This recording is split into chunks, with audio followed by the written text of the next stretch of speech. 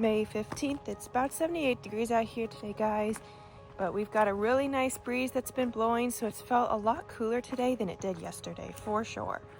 Shadow's super excited to be out here, and we're gonna get out and go for a walk.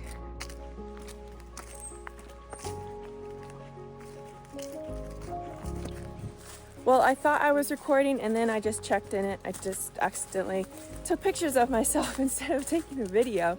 But I was talking about how it's not too bad with the mosquitoes out here today. There's breeze blowing definitely through the woods. You can probably see it blowing the leaves and everything. So I've only had a few buzzing my head a little bit, not too much like bothering my arms. So that's pretty great because this past, week and a half, 2 weeks, the mosquitoes have been so bad out here. And yeah, I forgot bug spray. I didn't bring my sleeves on purpose because I'm planning to just take the same path we did yesterday, where we walked out here along the field fence. And I'm not planning to go down through the backwoods where it's a lot more swampy kind of puddles and wetness back there where there's just a whole bunch of mosquitoes. So we're gonna do the same thing as we did yesterday and just walk down to the corner along the field and back. All right, guys, so with the hay here, after they cut it, they have to let it dry for a couple days usually, depending on how hot the weather or how dry it is. Just waiting for the grass to dry so that we can then rake it. And when we bale it, we don't want the grass to be too green. Otherwise, that's not good to be baling up wet and green grass because it'll mold or mildew or just not keep very well. So we want the grass to be nice and dry when we bale it up. Shadow's getting in all the smells. He's pretty excited to be out here today. Okay, I don't know all the details for this, but essentially when you cut the grass, as it dries, it basically locks in all the nutrients into the stalks and blades of grass. Kind of like when you dehydrate apples for a snack or whatever later, all of the water is dehydrated out, and then basically it's not compacted, concentrated. When you dehydrate an apple, the excess water is dehydrated out, and then you're left with the concentrated fruit and sugars and all of that. So that's basically the same thing that happens with hay, and it's way more nutritious for the animals in the winter to be fed bales of hay. Even though it just looks like dead grass, it's way more nutritious because, as we know, in winter with the cold, most plants go dormant, drawing all of their juices basically and energy down into the roots so that they can stay alive over the winter.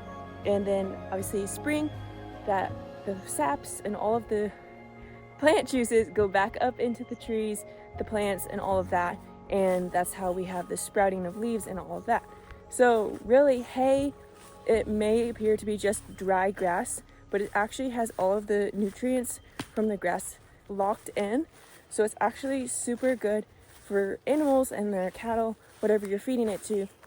So that's just something kind of cool that I thought about, where like farming, actually there's so many different moving parts and different things you have to take note of when you're doing farming or ranching, working outdoors with plants or animals. And it could be very scientific if you look at it that way, but even if you don't know all the sciencey stuff about it, you know, like we're cutting hay, we know that we can't have rain in the forecast for X amount of days because we need the grass to be dry before we rake it and then bale it, because otherwise the hay bales won't turn out well. So there's different things like that that you have to keep in mind. So yeah, there's things like that that you might not actually take into consideration until you have actually done it for yourself, or you know someone who has done it and you're able to like personally see the process. And here's our puppy. Let's get some puppy pets here. Let's get some pets. Oh yes. Are you hot? So it's just really neat, I think, to be able to live here and live in a place where I'm able to see these things firsthand. Even though I've pretty much grown up with it, I still find it so cool. Like, I love haying season. I love just seeing the whole process, it's so cool to me. And then being able to help pick up the bales and buck the bales and stack them in the barn, I don't know, it's just like, it's really rewarding work. I think that's what it is. It's really rewarding because you get to see the whole process, from cutting the grass to having patience to let it dry, watching the weather, praying it doesn't rain, whatever that is, and then raking the hay, baling the hay, going out, picking up hay bales, stacking in the barn, all with the knowledge of, I need to do this to be able to feed my animals, and then those animals are going to feed me.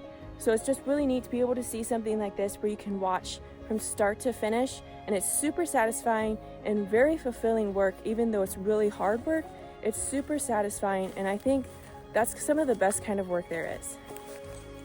So kind of on this note, but also a random thought, if you ever get the opportunity to go work on a farm or a ranch, I would encourage you to take it. Expect hard work, expect long hours, expect to get banged up and bruised, but be willing to show up, to work hard, be determined to keep getting back up, because you're gonna mess up, you're gonna fall. But if people see that you have a willing attitude to learn, to grow, and to work hard, they're gonna want you on their team. They're gonna want you to work for them, because if you have a good work ethic, that's gonna be like one of the biggest things for you for working on a farm and a ranch, because you have to be willing to show up day after day and do some really hard work. But it's gonna be so rewarding because you get to see the fruit of your labors in most every aspect of farming and ranching. So there's a term called having eyes. And basically, does a person have eyes to see what it is that is the next thing that needs to be done, or what is the next tool that we're gonna need to be using? So like if you're building fence and you're working with someone who has eyes, you're gonna be stretching the wire. They're going to be handing you the pliers so you can wire on the barbed wire onto the post. They're gonna see you're out of wire, so you need a new wire handed to you. They have eyes to be able to anticipate what you're going to need next. And it's super helpful to work with people who have eyes, because they are one step ahead of you, and it's super helpful for you, and you can move a lot faster, you can work a lot faster, and be way more efficient. Well, I just watched back that last video I recorded, and there's a deer fly or something buzzing my head. I couldn't tell what it was, but it's definitely a deer fly, and now it's on my fingers, but I can't squish it. Alright, well, at least it's not as annoying as mosquitoes, because they like buzz right in your ear. But anyway, I think we've all probably experienced working with someone who doesn't have eyes, and basically I think you end up feeling like you're babysitting them, because you always have to tell them what to do. You're always telling them how to do something, and instead of it being a teaching and growing experience, it's more like just trying to get through this job without messing it up. Because instead of having someone being willing to learn and trying to see, being helpful and asking you questions like, hey, is this what I should do next? You're basically trying to keep them out of trouble. Those kind of people. Don't be that kind of person, and rather be someone who has eyes, who is quick to anticipate what's going to happen next. Be quick on your feet and slow to speak, and be willing to learn, be willing to mess up, be willing to look stupid, and don't just wait to be told what to do. I would definitely say be willing to ask what you need to do next, because even if you don't know how to do something, if you're asking respectfully, hey, what's the next thing we need to do this, then you're actively learning and growing. Everyone's going to learn at different paces, but people should be able to see your intent for asking questions, that, hey, I want to know how to do this so I can do it the next time.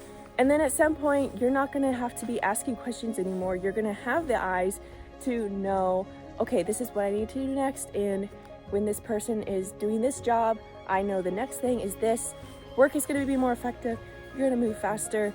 So overall, that idea of having eyes is just going to be super helpful for you in growing your work ethic, growing your character, because you're going to be someone that people can rely on, people can respect, and you're going to get even better opportunities as time goes on. You're probably going to be someone who is really quick to learn things. You're anticipating what needs to happen next, and that's going to just propel you forwards in life, instead of dragging your feet or waiting to be told what to do next and so on. You're taking initiative. You're looking at what needs to be done next, and that's just something that will be helpful for you in every area of life. It can go beyond just work. It definitely goes beyond just farming and ranching. You know, it spreads across all areas of life. If you're looking ahead to see what's going to happen next, if you're willing to ask questions, learning, growing, all of that is just going to push you further and grow you further in as a person and in life in general. So for today, guys, let me know what you think about the idea of having eyes and being able to anticipate what needs to be done next, or at least asking questions about what do I need to do next, what happens next in this process. What do you guys think about the idea of having eyes? I hope this deer fly doesn't follow me all the way home, but if it is, we'll be able to find someone who can smack it for me. Anyway, all that said, guys, I hope you guys are having a great day. Get out there and make it a great day, and I'll see you next time.